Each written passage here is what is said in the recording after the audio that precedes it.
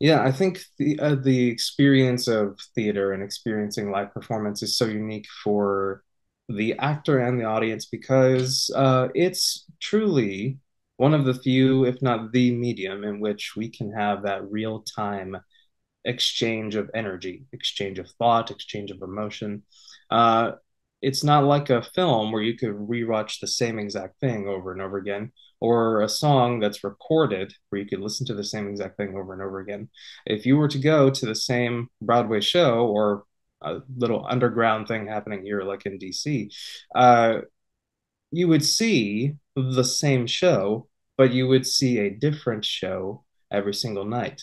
Uh, to me, theater, and one of the most beautiful things about theater is that um, it's mirroring of everyday life, or it's mirroring of life itself, and that includes its fleeting nature. It's here one moment, and then it's gone the next, and the moment that we just had will never exist again. It's the one chance we have to have this moment exactly how it is.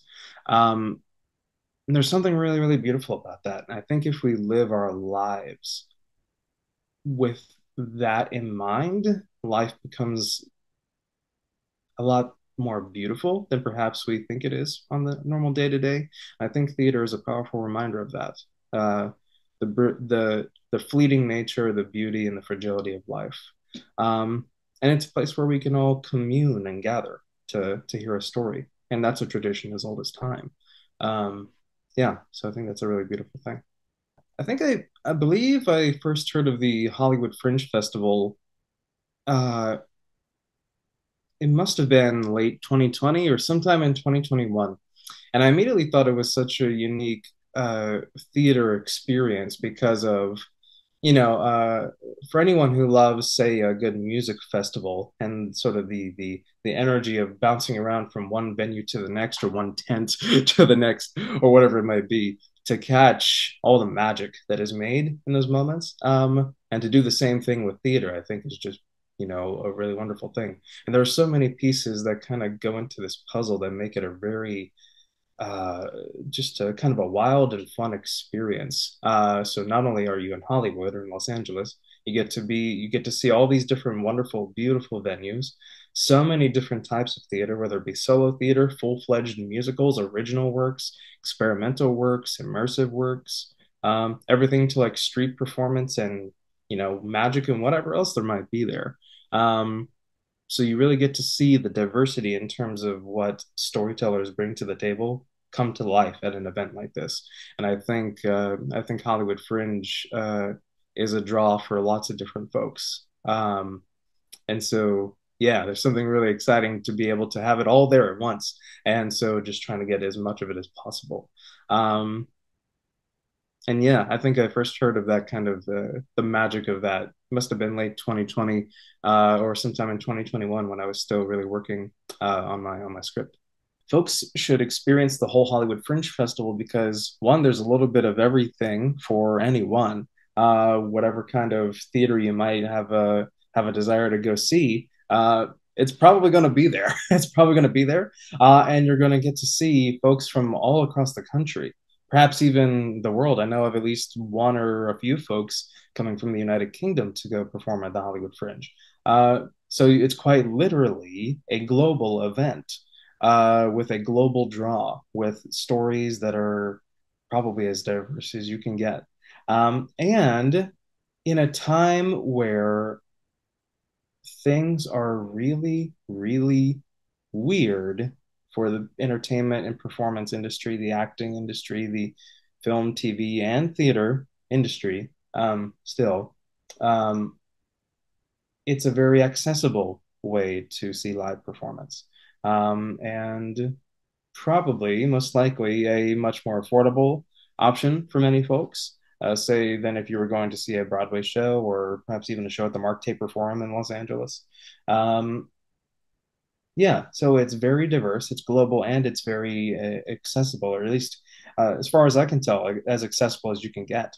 Um, so yeah, it's a really, really wonderful thing. And if it's there, I mean, yeah, folks should absolutely take advantage of it, see as much theater as they can. events like this, like the Hollywood Fringe Festival, these events are so important because uh, again, they are a part of a tradition as old as time, the sharing of story amongst people and communities, the sharing of story to hold a mirror up to society. Sometimes the story itself can be the hammer with which to break down certain things in society and to rebuild them. Um, uh, yeah, and something like that thrives off of community.